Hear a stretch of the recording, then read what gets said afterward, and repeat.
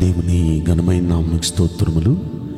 ఈ వాగ్దానం వింటున్న మీకందరికీ మన ప్రభువును ప్రియ రక్షకుడైన యేసుక్రీస్తు నామములో శుభములు, మా హృదయపూర్వకమైన వందనములు తెలియచేస్తున్నాం. ఈరోజు దేవుని వాగ్దానం రాజుల మొదటి గ్రంథం 2వ అధ్యాయము 3వ వచనం. నీవు ఏ పని పూనికొనినను ఎక్కడ తిరిగినను అన్నిటిలో వివేకముగా నడుచుకుందువు. ఈ మంచి వాగ్దానం మన మంచి దేవుడు మన అందరి పట్ల నెరవేర్చునుగాక. ఆమేన్. ప్రియ దైవ జనాంగమా, సూటిగా మనతోనే చెప్తున్నట్లుంది. మనం ఏ పని పూనుకున్నా, మనం ఎక్కడ తిరిగినా అన్నిటిలో వివేకంగా అంటే జ్ఞానంగా చక్కగా మనం నడుచుకుంటాము అంటున్నాడు అక్కడ. వివేకంగా జ్ఞానంగా మనం చక్కగా నడుచుకుంటే అది ఏ పని పూనుకున్నా మనం ఎక్కడికి వెళ్ళినా సక్సెస్తోనే వస్తాం, విజయంతోనే వస్తాం. కనుక అలా మనకి జరగాలంటే మనం ఏం చేయాలి? అసలు ఈ వాగ్దానం ఎవరితో మాట్లాడుతున్నారు? ఆ అధ్యాయం మొదటి నుండి మనం చూస్తే దావీదుకు మరణకాలం సమీపించింది.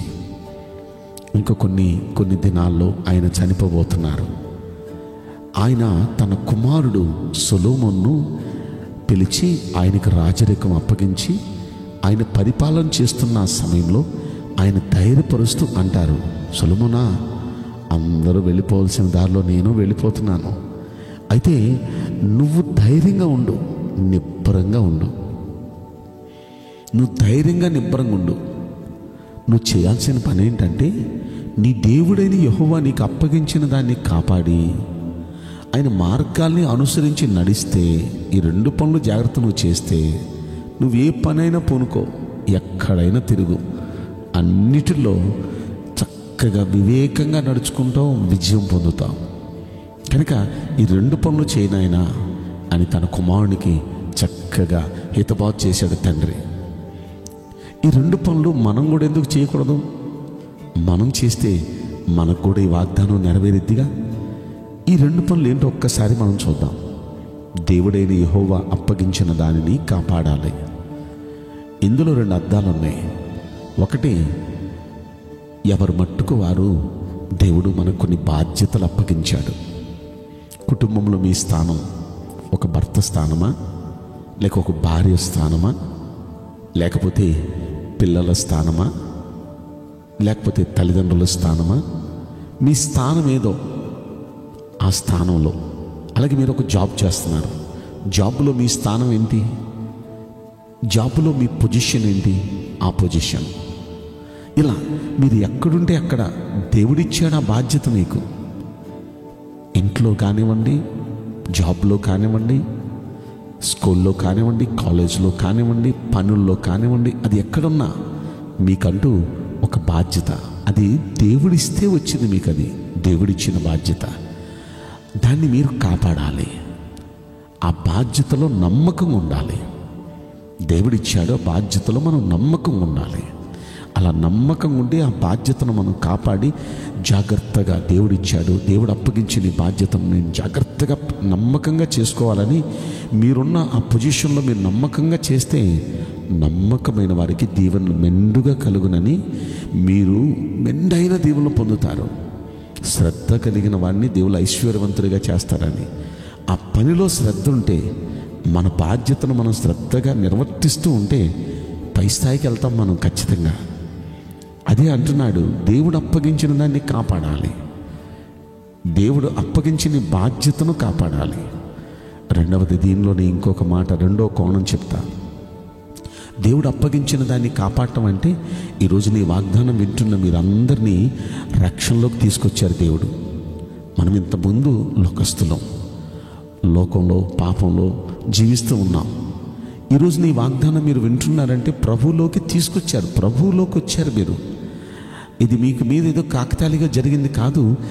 ఆయన మీ పట్ల ఆయన ఉన్నత సంకల్పంతో మిమ్మల్ని ఆయనలోనికి తీసుకుని వచ్చారు. ప్రభులోకి వచ్చారు. ఇప్పుడు మీరు రక్షింపబడ్డారు. దేవుడిచ్చిన ఈ రక్షణను అది ఒక బాధ్యతగా తీసుకుని దాన్ని కాపాడుకోవాలి. ఈ రక్షణను కోల్పోకూడదు. ఎప్పుడైతే మనం తప్పు చేస్తామో, వదిలేసిన పాపాలని మళ్ళీ చేస్తామో, వదిలేసిన చెడు మార్గాలకు వెళతామో, వదిలేసిన వాటి అంటే అలాగ మనం వెళితే మనకి దేవుడిచ్చిన రక్షణ మనం కోల్పోతాం. కానీ దేవుడిచ్చిన రక్షణను మనం కాపాడుకోవాలి. మీకు మంచి ప్రార్థనా జీవితం ఇచ్చారా? మీకు మీరుగా కాదు, దేవుడిచ్చారా ప్రార్థనా జీవితం, అది కాపాడుకోండి. మీకు మంచి విశ్వాసం దేవుడిచ్చాడా? ఆ విశ్వాసాన్ని కాపాడుకోండి. మీరు మంచిగా భక్తి చేయగలుగుతారా? కొన్ని ఆత్మలకు సువార్త చెప్పగలుగుతారా?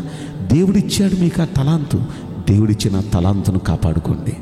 ఈ రోజున దేవుడిచ్చిన తలాంతు, దేవుడిచ్చిన రక్షణ, దేవుడిచ్చిన విశ్వాసం, దేవుడిచ్చిన ప్రార్థనా జీవితం, దేవుడిచ్చిన ఈ భక్తి మ్యాటర్స్, ఈ భక్తి విషయాలన్నిటినీ మనం కాపాడుకోవాలి. ఇది కాపాడుకుంటూ ఉంటే ఇక పై స్థాయికి వెళ్తాం. మనం భక్తిలో కూడా పరిపూర్ణతలోకి వెళతాం. అలా కాకుండా ఉన్న భక్తిని, ఉన్న విశ్వాసాన్ని, ఉన్న ఆసక్తిని మనం కోల్పోతూ ఉంటే మనం నిత్య నరకాగ్ని గుండానికే వెళతాం.